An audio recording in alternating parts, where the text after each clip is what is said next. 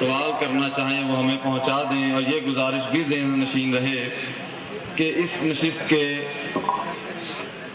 ممکنہ منٹ 120 ہوتے ہیں، اور اگر ایک سوال کا جواب 1 منٹ میں دیا جائے جو کہ ممکن نہیں ہے تو بھی 120 سوالوں کے جواب دیے جا سکتے ہیں۔ بہت سارے لوگ سمجھتے ہیں کہ ہم شاید آپ کے سوالوں کو پڑھنا نہیں چاہتے، ایسی کوئی بات نہیں ہے۔ 500 سے زیادہ سوالات ہوتے ہیں جو آپ کی طرف سے موصول ہوتے ہیں۔ اب یہی ایک پرچہ ہے، اس میں 6 سوال ہیں، آپ سمجھیں گے کہ شاید یہ ان صاحب نے ایک سوال لکھ کے بھیجا ہے۔ اس طرح کے دسیوں پرچے ہوتے ہیں جن پہ آپ کے سوال تحریر ہوتے ہیں۔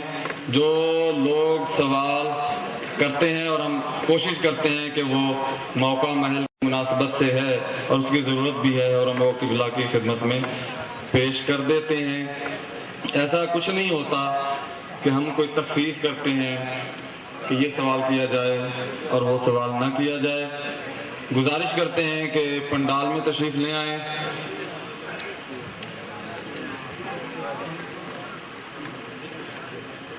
سلطان المتکلمین، بقیہ سلف الصالحین، رئیس الملت والدین، شیخ الفقہاء الدین، حجت الاسلام والمسلمین، حضرت آیت اللہ فی العالمین، الحاج الشیخ محمد حسین صاحب قبلہ نجفی مدد اللہ العالی کی خدمت میں گزارش کرتا ہوں کہ وہ رونق ممبر ہوں اور آپ کی طرف سے کیے گئے سوالوں کے جواب دیں۔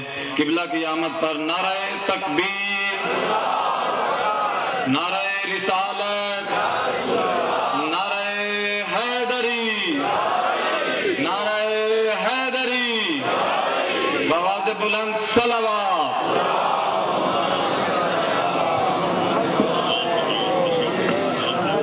ارشاد کا مطلب خیز ترجمہ یہ ہے کہ خالق کون و مکان اپنے بندوں کو، مسلمان کہلانے والوں کو، ایمان کے دعوے داروں کو ایک حکم دے رہا ہے جو فطرت انسانی کے عین مطابق ہے کہ جس چیز کا تمہیں علم نہیں ہے اس کے بارے میں اہل ذکر سے سوال کرو اور ان سے جواب لے کر اپنے معلومات میں اضافہ کرو۔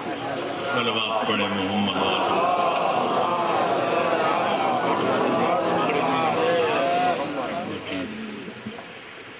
میرے دوستو، میرے عزیزو، میں نے کوئی لمبی چوڑی تقریر نہیں کرنی بلکہ آپ کے سوالوں کے جواب دینے ہیں، تو صرف اتنا کرنا ہے کہ دین کے حقائق بیان کرنے کے چند طریقے ہیں۔ ایک طریقہ یہ ہے کہ تحریر کے ذریعے، کتابت کے ذریعے حقائق اسلام اور دقائق ایمان کا تذکرہ کیا جائے۔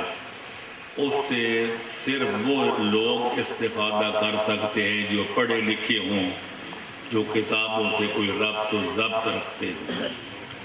دوسرا طریقہ یہ ہے کہ مجالس عذاب بیان پڑھی جائیں اور مجالس میں دین کے حقائق، اصول اسلام، اصول ایمان اور فروع دین، عبادات، معاملات، تمدنیات و معاشریات پر گفتگو کی جائے۔ لیکن اس میں خامی یہ ہے کہ عموماً مجالس میں یہ چیزیں بیان نہیں ہوتی، کیونکہ مجالس میں محوری اور مرکزی دو چیزیں ہوتی ہیں، ایک فضائل اہل بیت، دوسرا مصائب اہل بیت۔ اگر ان دوسری چیزوں کا تذکرہ کیا جائے تو پڑھنے والے بھی کہتے ہیں مضمون خوش ہے، کہ سننے والوں کو بھی مزہ نہیں آتا جب تک چٹاک بٹاک نہ ہو، جب تک فضائل و مصائب نہ ہو، فضائل پہ نعرے نہ ہو تو مصائب پہ گری ہو، بقا کی آوازیں بلند نہ ہوں۔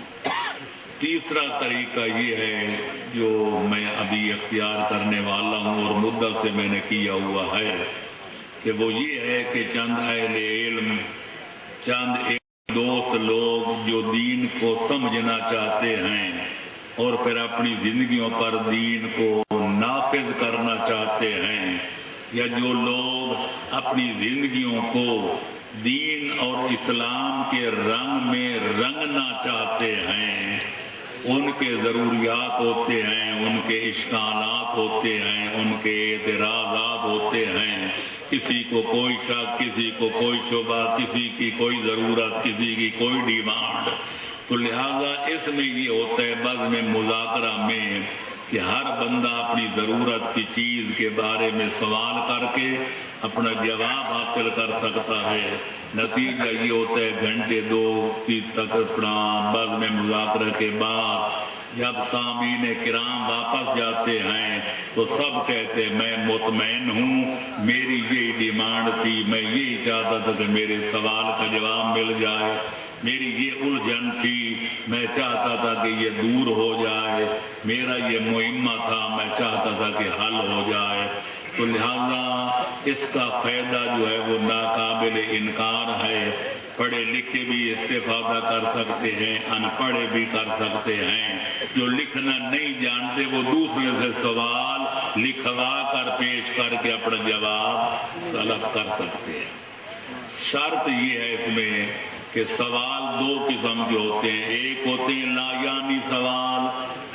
हजरत आदम ने जब हज किया था तो उन्होंने सर जो मुंडवाया था वो हजाम का नाम था, क्या था जिसने आदम का सर मुंडा।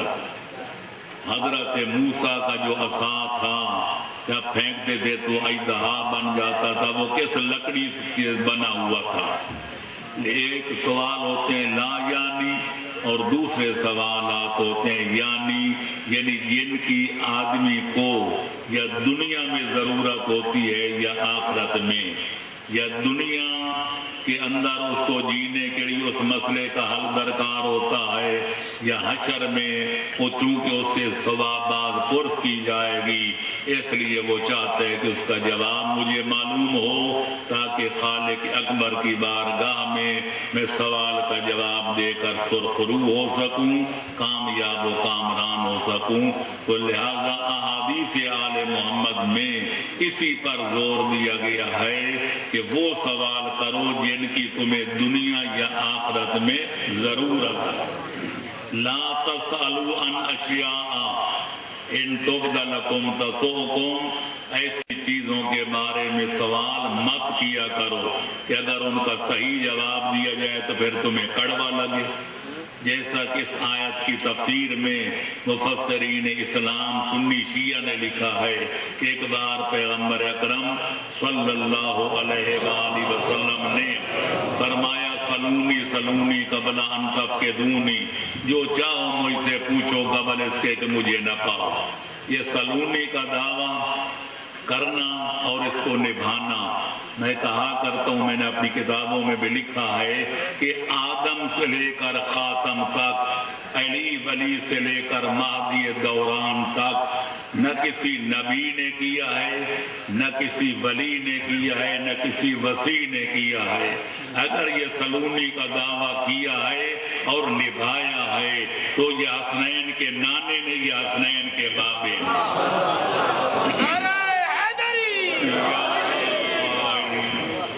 पैगंबर ने फरमाया पूछो जो कुछ पूछना हो। एक अकल का अंधा खड़ा हो गया, मन अभी मेरे बाबे का नाम बता। जनाब ने जब उसके बाबे का असली बाप का नाम बताया उसकी तो तबीयत साफ हो गई। मशहूर उसका बाप कोई और था, हजरत ने नाम किसी और का लिया, फिर इसका जो मतलब होता है वो आप जानते हैं। दूसरों में अकल होती तो फिर ऐसा अमकाना सवाल न करते। फिर एक और बंदा बोल पड़ा, या रसूलल्लाह मेरे बाप का नाम बताएं। जनाब ने उसके जब असली बाप का नाम बताया तो उसकी भी तबीयत साफ हो गई। 2-3 आदमी जब अपनी हजामत बनवा चुके, एक समझदार बंदा खड़ा हो गया, कहने लगे या रसूल अल्लाह रज़ीना बिल्लाह रब्बन व बिका नबिय्यन, हम अल्लाह के अल्लाह होने पर, आपके नबी होने पर राजी हैं। इसको छोड़िए किसका बाबा कौन है तो किसका बाप कौन है। इसलिए आयत नाजिल हुई कि ऐसी चीजों के बारे में सवाल क्यों करते हो कि अगर उसका सही जवाब दिया जाए तो फिर तुम्हें कड़वा लगे। लिहाजा सवाल करने से पहले सोच लो कि ये सवाल करने के काबिल भी है या नहीं है। तो लिहाजा ला यानी सवाल करना अक्लमंद आदमी का काम नहीं। अक्लमंद वो सवाल करता है जिसकी उसको दुनिया या आखिरत में ज़रूरत होती है। लेकिन अब इस मेरी तकरीर का शायद असर उन पे क्या होगा जो पहले लिख कर भेज चुके हैं। अलबत्ता इस तकरीर का फायदा वो लोग उठाएंगे जो मेरे इस मुख्तसर खिताब के बाद अब कोई नया सवाल लिखेंगे। इसलिए लोग कहते हैं जी लोग क़यामत के दिन माओ के नाम के साथ उठाए जाएंगे। एक साहब अब शाम को मेरे साथ उलझ रहे थे कि फलानी की रिवायत में लिखा है कि लोगों को माओ के नाम के साथ उठाया जाएगा। मैंने कहा अल्लाह तो फरमाता है यौमा नदबू कुल्ल उनासिम बिइमामिहिम, कि मैं हर कौम कबीला को, हर फर्द व शख्स को उसके इमाम ज़माना के नाम के साथ बुलाऊंगा। इमाम मुफरद है, पेशवा को कहते हैं, रहबर और रहनुमा को कहते हैं, इसकी जमा है आइम्मा। और जो है इसका माना है माँ और इसकी जमा है उम्महात। मुफरद भी अलग हो, जमा भी अलग हो, लिहाजा ये माने वो करें जिनको अपनी विलादत में शक हो कि माओ के नाम के साथ बुलाया जाएगा। लेकिन अली वालों को यकीन है, पैगंबर अकरम ने वाज़े किया था या अली तू इमाम है और पाक और पाकीज़ा इमाम, तो इससे मोहब्बत वो ही करेगा जिसकी विलादत में खलल नहीं हो।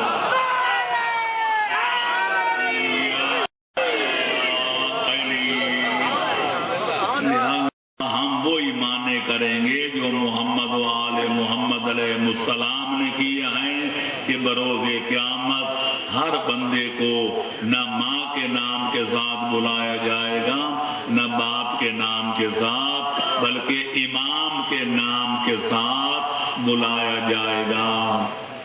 और यही हमारी आरज़दाश्त है, यही हमारी आरज़ू है, यही हमारी तमन्ना है कि जब और लोगों को अपने अपने इमामों के नाम के साथ बुलाया जाए, खुदा करे आले मोहम्मद के सदके में कि जब हमें बुलाया जाए तो अली से लेकर महदी तक 12 इमामों के नाम के साथ बुलाया जाए। इंशाअल्लाह फिर जहाँ जिस कौम का इमाम जाएगा उसके गुलाम भी उसके साथ जाएंगे और दुनिया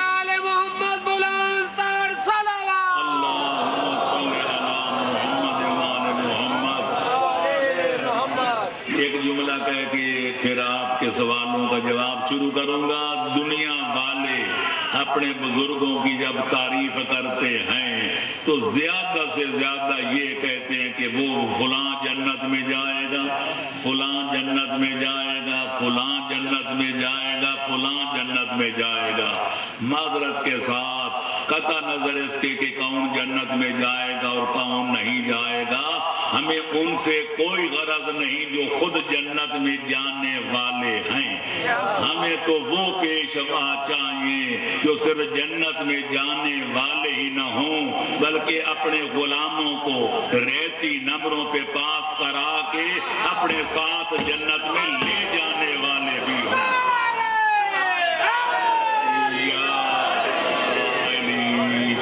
और ऐसे इमाम, ऐसे रहबर और रहनुमा, ऐसे पेशवा सिवाय अली और औलाद अली के न कभी दुनिया में थे और न हैं, न क़यामत तक होंगे।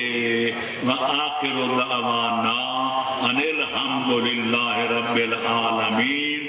मेरा बयान खत्म, आपके सवालात शुरू और उनका जवाब। जी अऊज़ु बिल्लाहि मिनश शैतानिर रजीम। बिस्मिल्लाहिर रहमानिर रहीम। हज़रत अली अलैहिस्सलातु वस्सलाम का फरमान है नहजुल बलागा में कि सवाल करो समझने के लिए, उलझने के लिए नहीं। एक दफ़ा बावाज़ बुलंद सलावत पढ़ लें। पहला सवाल आया है कि नमाज जुमा ज़वाल के बाद कितने वक्त तक अदा की जा सकती है। بسم اللہ الرحمن الرحیم. ایک ہوتا ہے زوال تکنیکی اور ایک ہوتا ہے زوال عرفی. تکنیکی زوال وہ ہوتا ہے کہ فن والے فلکیات والے کہتے ہیں سورج نصف النہار سے ڈھل گیا ہے لہذا زوال ہو گیا ہے. لیکن عوام سے پوچھا جائے تو کہتے ہیں ابھی تو بالکل دوپہر ہے. اس کو کہتے ہیں زوال تکنیکی فنی زوال. اور ایک وہ ہوتا ہے کہ جس کو پڑھے ان پڑھے سب جب اوپر نگاہ اٹھائیں تو کہیں سورج ڈھل گیا ہے. بس جب سورج ڈھل جائے تو اس کے بعد پھر نہ دیر کرنی چاہیے نہ درنگ. مختصر سا خطبہ تے پھر نماز جمعہ فقط والسلام. جو آدھ گھنٹہ پون گھنٹہ خطبے پڑھتے رہتے ہیں کبھی عربی میں کبھی عجمی میں تو اس کے بعد پھر جب 1:30 بجے یا 2 بجنے لگے پھر جا کر اپنے بھائیوں کی طرح نماز جمعہ پڑھتے ہیں. ان کو پھر جمعے کا تکلف نہیں کرنا چاہیے نماز ظہر پڑھنی چاہیے. لہذا جمعے کا وقت بالکل مختصر ہے. گرمیوں میں الگ ہے سردیوں میں الگ ہو. لہذا زوال کے بعد جلد سے جلد اس کو شروع کر دینا چاہیے. جی قبلہ سوال ہے کہ کلمہ طیبہ لا الہ الا اللہ محمد الرسول اللہ اس کا جز علی ولی اللہ کب اس کا جز بنا اس کا کوئی تاریخی حوالہ عطا فرمائیں. جی میرے دوستو عزیزو بزرگو سمجھدار لوگ سمجھتے ہیں کہ اسلام یک بارگی نہیں اترا تھا. اسلام 23 برس کی مدت میں مکمل ہوا تھا. پہلے جو پیغمبر اسلام نے دعویٰ کیا وہ یہ تھا کہ قولوا لا الہ الا اللہ تفلحوا. بس کہہ دو خدا ایک ہے. یعنی 360 خدا جن کی تم پوجا پاٹ کرتے ہو ان کا دامن چھوڑ دو توحید کے دامن سے متمسک ہو جاؤ نجات پا جاؤ گے. ابھی محمد الرسول اللہ کا اقرار کرنا بھی شروع نہیں ہوا. لہذا جنہوں نے اس دور میں لا الہ الا اللہ پڑھا اور اس دور میں مر گئے وہ یقیناً جنت میں جائیں گے. کچھ عرصے کے بعد پھر حکم آ گیا کہ جب لا الہ الا اللہ پڑھو تو پھر ساتھ کہو محمد الرسول اللہ. جب لوگوں نے یہ کلمہ پڑھنا شروع کیا پھر حکم آ گیا اگر خدا کو خدا بھی مانتے ہو کہ پیغمبر اسلام کو اس کا نبی اور رسول بھی مانتے ہو تو پھر پڑھو نماز. پھر حکم آ گیا 2 زکوٰۃ. پھر کبھی حکم آ گیا رکھو روزہ. پھر کبھی آ گیا کہ کرو جہاد. الغرض آکام آتے گئے پیغمبر فرماتے گئے عالم اسلام کے مسلمان ان آکام پر عمل فرماتے گئے حتیٰ کہ جب پیغمبر اکرم 13 سال مکے میں گزارنے کے بعد ہجرت نبوی کے بعد مدینے پہنچے پیغمبر کی زندگی کا آخری حج تھا. آخری حج بیت اللہ سے سارے ہونے کے بعد جب واپس مدینے لوٹ رہے تھے تو بمقام غم غدیر یہ آیہ مبارکہ اتری یا ایھا الرسول بلغ ما انزل الیک من ربک فإن لم تفعل فما بلغت رسالتہ واللہ یعصمک من الناس. یہ وہ موقع ہے کہ پیغمبر اکرم نے آپ جانتے ہیں میں جشن غدیر نہیں پڑھ رہا اشارہ کرنا چاہوں گا کہ پیغمبر اکرم نے جو آگے مسلمان نکل گئے تو ان کو واپس بلایا جو پیچھے رہ گئے تھے ان کا انتظار فرمایا. جب تمام مجمع سے میدان خم غدیر چھلکنے لگا پیغمبر نے پلانوں اور پتھروں کو اکٹھا کر کے ایک انوکھا منبر بنایا. پھر اس سے تشریف لے گئے. پھر حیدر کرار کو بازو تھام کے دنیا کو دکھا کے اعلان فرمایا کہ من کنت مولا فہذا علی مولا. لہذا یہاں علی ولی کی ولایت کا حکم نازل ہوا پہلے تھا لا الہ الا اللہ، پھر نازل ہوا محمد الرسول اللہ، خم غدیر کے بعد نازل ہوا علی ولی اللہ۔ یہی وجہ ہے کہ جب صادق آل محمد سے پوچھا گیا، جب اقلیم امامت کے ساتھ میں تاجدار جناب موسیٰ کاظم سے پوچھا گیا، جب اقلیم امامت کے 8ویں تاجدار علی ابن موسیٰ رضا سے پوچھا گیا کہ مولا اللہ جو قرآن کی سورہ فاطر 10 نمبر آیت میں فرماتا ہے کہ الیہ یصعد الکلم الطیب والعمل الصالح یرفعہ، کہ اللہ کی بارگاہ میں کلمات طیبات بلند ہوتے ہیں، تو مولا یہ فرمائے کہ وہ کلمہ طیبہ کیا ہے؟ 3 امام فرماتے ہیں قول المومن لا الہ الا اللہ محمد الرسول اللہ علی ولی اللہ و خلیفۃ رسول اللہ۔ کلمہ طیبہ کیا ہے؟ اللہ ایک ہے، اس کا کوئی شریک نہیں۔ محمد عربی اللہ کے وہ آخری پیغمبر ہیں جن کے بعد کوئی نیا نبی نہیں۔ علی کیا ہیں؟ اللہ کے ولی ہیں اور پیغمبر خاتم کے وسیع اور جانشین ہیں۔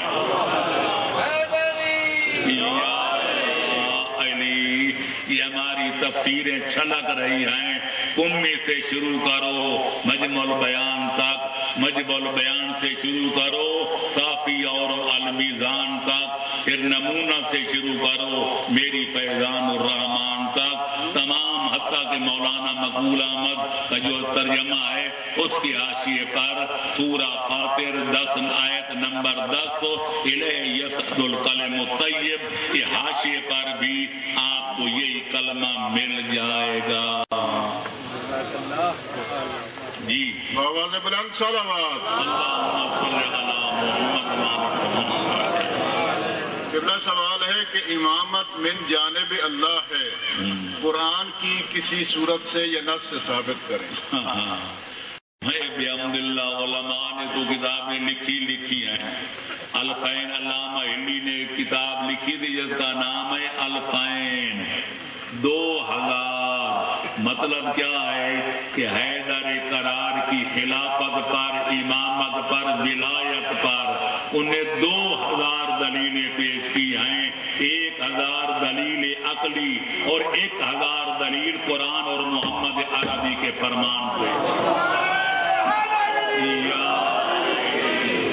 تو لہذا وہ عربی میں ہیں۔ میں نے بحمداللہ اپنے ابنائے وطن کے لیے 1958 میں جب میں نجف اشرا میں پڑھتا تھا تو میں نے اس بات الامامت لکھی تھی، یہ اب تک جس کے کئی ایڈیشن چھپ چکے ہیں اور جس پر علماء عراق و ایران کے مجتہدین کی تقریرات بھی ہیں، اس میں میں نے 20 آیات سے اور 20 روایات سے یہ ثابت کیا ہے کہ ساری کائنات اکٹھی ہو جائے، جب تک خالق اکبر کسی کو منتخب نہ کرے تو کوئی غیر نبی نہیں بن سکتا۔ اگر پوری کائنات کے انسان، جنات، ملائکہ مقربین اکٹھے ہو جائیں اس وقت تک اس کی مسند کا کوئی وارث نہیں ہوگا۔ ربک یخلق ما یشاء یختار ما کان لهم الخیرہ۔ اللہ فرماتا ہے پیدا کرنا بھی میرا کام، قل اللہ خالق کل شے، کوئی شے نجس ہے یا پاک، حقیر ہے یا جلیل، کوئی بڑی ہے یا چھوٹی، ہر چیز کا خالق میں، لہذا پیدا کرنا بھی میرا کام اور نبوت اور امامت کے مرتبے پر منتخب کرنا بھی میرا کام۔ نہ خالق ہونے میں میرا کوئی شریک ہے نہ انتخاب کرنے میں میرا کوئی شریک ہے۔ سلوات پڑھے محمد علیہ۔ جی قبلہ سوال ہے کہ کیا امام بارگاہ کی عمارت کے اندر شادی کی تقریب برپا کی جا سکتی ہے؟ بہتر یہ ہے کہ جس مقصد کے لیے امام بارگاہ بنایا گیا ہے اسی مقصد میں اس کو استعمال کیا جائے، اور وہ ہے عزاداری سید الشہداء۔ البتہ اگر امام باڑہ خالی پڑا ہو کہ کسی مومن کا انتقال ہو جائے کہ وہ غریب مومن ہو جس کے پاس نہ گھر ہو، نہ در تھے، نہ کوئی دالان تھے، نہ کوئی میدان، اگر وہ امام بارگاہ میں اس مومن کی رسم فاتحہ خوانی رکھ دے تو اس میں کوئی اشکال نہیں ہے۔ لیکن میں عرض کروں گا اور آپ کا ضمیر گواہی دے گا کہ یہ جب حزن و ملال کے لیے ہے، مجالس عزا کے لیے ہے، تو لہذا جو تقریب شادی ہوتی ہے وہ تو اس کے بالکل برعکس ہے۔ لہذا اگر وہاں رقص نہ بھی ہو، سرود نہ بھی ہو، ڈھول ڈھمکا نہ بھی ہو، کم از کم خوشی اور شادمانی تو ہوتی ہے۔ لہذا اس تقریب کا امام بارگاہ میں منانا مناسب نہیں، اگرچہ میں یہ فتویٰ نہیں دیتا کہ اگر کوئی مومن سادہ طریقے پر اس میں تقریب نکاح منعقد کر دے، جس کا مکان کھلا نہ ہو، کہ جس کے لیے مکان یا کوئی ہوٹل کرائے پہ لینا مشکل ہو، اگر سادہ سی تقریب شادی یعنی تقریب نکاح منعقد کر دے کہ چند مومنوں کو کھانا کھلا دے، تو اس کو بھی ہم حرام نہیں کہہ سکتے۔ یقیناً امام حسین اس پر ناراض نہیں ہوں گے کہ کوئی ان کا عزادار وہاں شادی کی تقریب منا لے۔ جی آواز بلند صلوات۔ اللہم صلی علی محمد وعلی محمد۔ اگلا سوال ہے کہ رویائے صالحہ اور شیطانی خواب، ان کے درمیان فرق پرکھنے کا معیار کیا ہے؟ رحمانی اور شیطانی خواب دو قسم کے ہوتے ہیں، بلکہ تین قسم کے۔ ایک ہوتے ہیں رحمانی خواب، ایک ہوتے ہیں شیطانی خواب، ایک ہوتے ہیں اضغاث الاحلام، صرف خیالاتی خواب۔ اگر کوئی ایسی بشارت ہو کہ وہ دیکھے مجھے امام وقت سے ملاقات ہوئی، یا میں خانہ کعبہ میں پہنچا تو وہاں بڑے اللہ کے نیک بندے جو تھے حج کر رہے تھے، طواف کر رہے تھے، اس نے دیکھا کہ میں بھی طواف کرنے والوں میں شامل ہوں، تو یہ رحمانی خواب ہے اور بشارت ہے اس بات کی کہ خالق اس کو بھی حج اکبر کی سعادت نصیب کرے گا۔ اور اس نے خواب دیکھا جناب ڈھول ہیں، ڈھمکے ہیں، تے کنجر گا رہے تھے، کنجریاں ناچ رہی ہیں، کہ یہ بڑا لطف اندوز ہو رہا ہے، تے جاگ کھل گئی تو اس نے افسوس کیا کہ میں کتنا لطف اندوز ہو رہا تھا، کس کم وقت نے مجھے جگا دیا۔ تو ظاہر ہے کہ یہ شیطانی خواب ہے کہ سارا دن آدمی سوچتا رہے اللہ کرے میں نے ایم اے تو کیا ہے، کوئی نوکری مل جائے، اللہ کرے مجھے تنخواہ مل جائے، کہ اللہ کرے میں کوٹھی بنوا سکوں، کہ مجھے نئے ماڈل کی کار بھی مل جائے، کہ جب یہ سوچ سوچ کے سو جائے کہ دیکھے ماشاءاللہ کار پہ سوار ہے، کہ وہ ماشاءاللہ فراٹے لیتی ہوئی جا رہی ہے، کہ یہ گنگناتا ہوا جا رہا ہے، یہ تخیلاتی خواب۔ جس قسم کے اس کے ذہن میں خیالات تھے وہی مجسم شکل میں سونے کے بعد سامنے آ گئے، تو لہذا ان کی کوئی حقیقت نہیں ہوتی۔ تو خواب رحمانی بھی ہوتے ہیں، شیطانی بھی ہوتے ہیں، بعض اوقات تو ڈراؤنے خواب آتے ہیں کہ میں فلانی جگہ پھنس گیا تھے، لوگ مجھے یہ کر رہے تھے، وہ کر رہے تھے، ڈنڈے برسا رہے ہیں، تو خالق فرماتا ہے انما النجوى من الشیطان، بعض اوقات شیطان ڈراؤنے خواب دکھاتا ہے لِيَحْزُنَ الَّذِينَ آمَنُوا، تاکہ ایمان والوں کو پریشان کرے۔ اس لیے حکم ہے کہ اگر کوئی اس قسم کا خواب آئے تو جب جاگو تو لہذا بائیں طرف تھوک بھی دیا کرو، کہ اللہ کی بارگاہ میں دعا کیا کرو کہ یا اللہ مجھے اس خواب کے شر سے بچانا، کہ صبح سویرے اگر پھر بھی مزید دل میں کوئی وسوسہ ہو تو صدقہ دے دیا کرو، انشاءاللہ پھر وہی ہوتا ہے جو منظور خدا ہے۔ جی قبلہ سوال ہے کہ مسیار اور متع میں کیا فرق ہے، اور متع کب تک رائج رہا؟ کیا مسیار اور متع، مسیار کیا ہے؟ مجھے مسیار کا پتہ نہیں، میں لفظ آئی سمجھ رہا ہوں۔ ہر کہت آپ یوں کہیں کہ عقد دائمی نکاح اور متع میں کیا فرق ہوتا ہے؟ مزمار کا مطلب نہ ہمارے یہاں یہ لفظ ہے، پہلی دفعہ میں سن رہا ہوں، پتہ انہوں نے کیا کہا کہ کیا نہیں کہا، وہ جانے، ان کا کام جانے۔ بات صرف یہ ہے کہ عقد دو قسم کا ہوتا ہے، ایک ہوتا ہے عقد دائمی، ایک ہوتا ہے عقد منقطع، یا دوسرے لفظوں میں کہتے ہیں نکاح دو قسم کا ہوتا ہے۔ ایک ہوتا ہے نکاح دائمی، اس کو جدا کرنے کے لیے دو چیزیں درکار ہیں، یا طلاق یا پھر موت۔ طلاق ہو جائے تو بھی میاں بیوی کا رشتہ ختم، اگر ان میں سے ایک مر جائے تو بھی رشتہ ازدواج ختم۔ دوسرا ہوتا ہے عقد منقطع، عقد متع، وہ کیا ہوتا ہے کہ اس کی مدت مقرر ہوتی ہے، خواہ وہ 5 سال ہو یا 50 سال۔ جب مدت ختم ہو جائے یا شوہر بیوی کو وہ مدت بخش دے، اس کے بعد جدائی ہو جاتی ہے، 45 دن عدت رکھنی پڑتی ہے، اس کے بعد دوسری جگہ چاہے تو عقد نکاح پڑھا سکتی ہے۔ لہذا دونوں شریعت میں جائز ہیں، جس سے نکاح دائمی ہو سکتا ہے اسی عورت سے نکاح متع ہو سکتا ہے، جس سے نکاح دائمی نہیں ہو سکتا اس سے نکاح متع بھی نہیں ہو سکتا۔ جس طرح متع کی اپنا نکاح دائمی کے اولاد طرفین کے وارث بنتے ہیں، وہ ماں باپ کا وارث، ماں باپ اس کے وارث۔ عقد متع میں بھی یہ ہوتا ہے، اولاد متع اپنے ماں باپ کی وارث، کہ ماں باپ اس کی وارث۔ لہذا کوئی فرق نہیں ہے سوائے مدت مقرر کرنے کے۔ اور یہ بحمداللہ قرآن مجید کے 5ویں پارے میں 2 یا 3 نمبر آیت ہے، فَمَسْتَمْتَعْتُمْ بِهِ مِنْهُنَّ فَآتُوهُنَّ أُجُورَهُنَّ فَرِيضَةً۔ اللہ فرماتے ہیں جن عورتوں سے تم عقد متع کرو ان کی جو ہے اجرت، یعنی ان کا جو ہے وہ حق مہر یقیناً واجب سمجھ کے ادا کر دیا کرو۔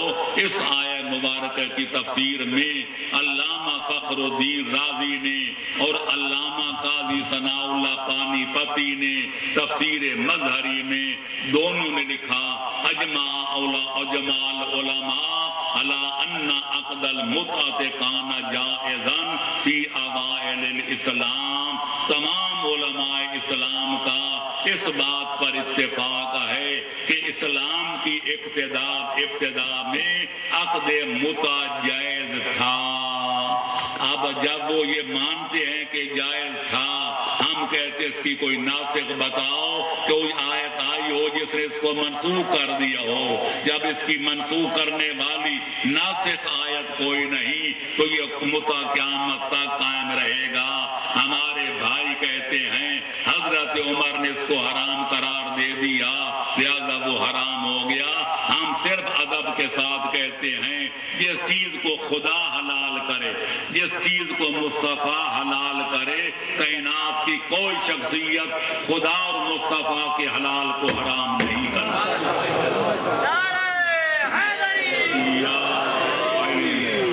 محاضرات اپنا راغب اصفہانی ہمارے بھائیوں کی کتاب ہے، مصر میں چھپی ہے۔ کسی بندے نے اس میں یہ لطیفہ لکھا ہے کہ کسی بندے نے جناب عبداللہ ابن عمر سے پوچھا کہ عقد متع جائز ہے یا ناجائز ہے؟ اس نے کہا بالکل جائز۔ کہنے لگے آپ کا باپ تو کہتے حرام ہے۔ کہنے لگے میں نے سیکھا ہی باپ سے ہے کہ متع حلال ہے۔ انہوں نے کہا یک نہ چھو دو چھو، ساری دنیا جانتی ہے تیرے باپ نے اعلان کیا تھا کہ متع حرام ہے، جو اس کا انتخاب کرے گا اس میں سزا دوں گا۔ کہنے لگے یہ میرے باپ نے یہ تو کہا تھا، پر پہلے یہ بھی نہیں کہا تھا کہ متع کانا تعالی عہد رسول اللہ، 2 متع پیغمبر کے زمانے میں جائز تھے، وَأَنَا أُحَرِّمُهُمَا، میں ان کو حرام قرار دیتا ہوں۔ لہذا میرے باپ کا یہ کہنا کہ پیغمبر کے دور میں 2 متع جائز تھے یہ شہادت ہے جواز کی۔